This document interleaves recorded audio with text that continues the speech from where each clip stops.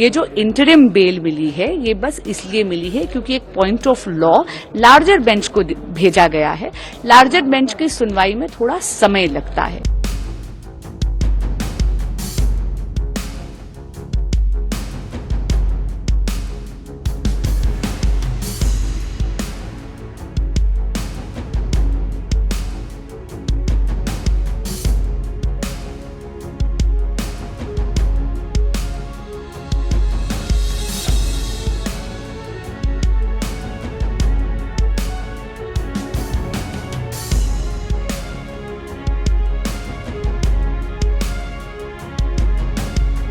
किसी एक केस में अंतरिम जमानत मिलने का मतलब ये नहीं है कि वो अपराध मुक्त हो गए।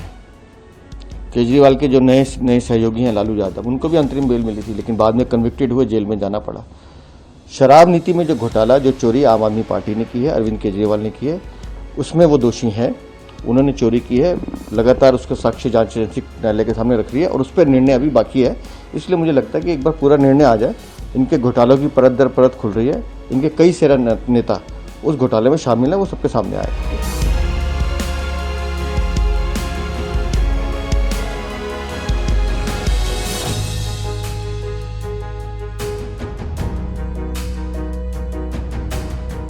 पुनः आम आदमी पार्टी जनता को और मीडिया को गुमराह कर रही है। माननीय अरविंद केजरीवाल जी की जो पिटीशन थी सुप्रीम कोर्ट में, चाहे वो ट्रायल कोर्ट हो, चाहे हाई कोर्ट हो, चाहे सुप्रीम कोर्ट हो, उनकी प्रेयर थी कि आप मेरी अरेस्ट को अवैध डिक्लेयर करिए। लेकिन सुप्रीम कोर्ट ने उनकी इस प्रेयर पर कोई राहत नहीं दी है, बल्कि इस मैटर को एक लार्जर बेंच को रिफर कर दिया है।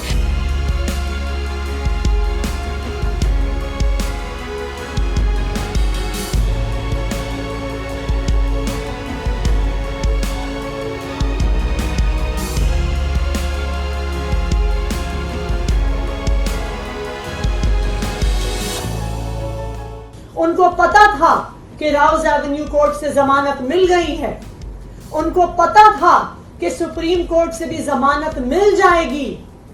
इसीलिए उन्होंने एक और षड्यंत्र रचा और सुप्रीम कोर्ट में जिस दिन अरविंद केजरीवाल जी की जमानत का केस आना था, उससे पिछले दिन अपने एक और राजनीतिक हथियार सीबीआई से अरविंद केजरीवाल जी को गिरफ्तार करवा दिया।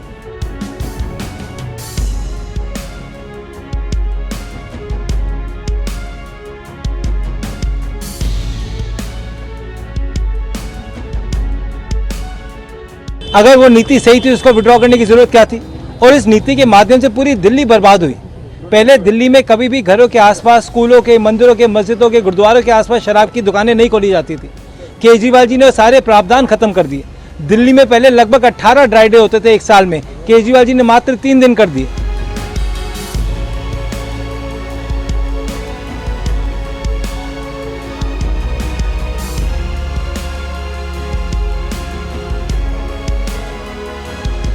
The conditions is very important. It says he shall not visit the office of the Chief Minister and the Delhi Secretariat, and more important, he is bound by the statement made on his behalf that he shall not sign official files unless it is required and necessary for obtaining clearance / approval of the LG of Delhi.